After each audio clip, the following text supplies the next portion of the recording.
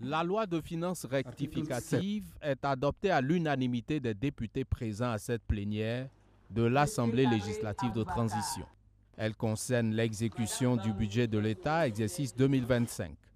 Cette séance vise à prendre en compte les ajustements budgétaires rendus nécessaires par l'évolution du contexte national, mais aussi et surtout les nouvelles dispositions fiscales.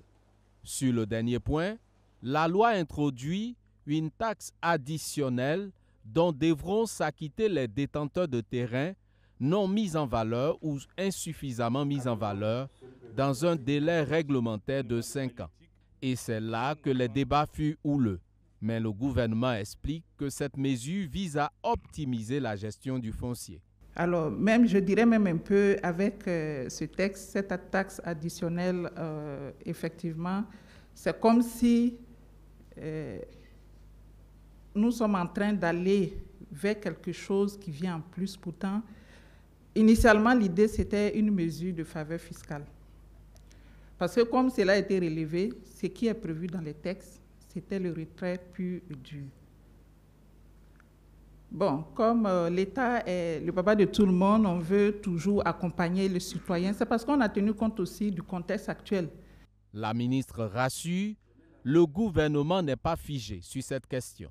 Elle évoque des possibilités d'assouplissement dans les textes d'application de cette mesure qui a cristallisé toutes les attentions durant cette plénière et suscité moult interrogations de la part des députés. La question des 5 ans, est-ce que c'est réaliste aujourd'hui pour le Burkinabé? Tout ça sont des questions qu'on pourrait voir lorsqu'on va préparer donc les tests d'application de cette RAF. S'il y a lieu de pouvoir aller un peu plus loin de 5 ans, essayer d'augmenter, tout ça, ce sont des possibilités qui s'offrent à nous.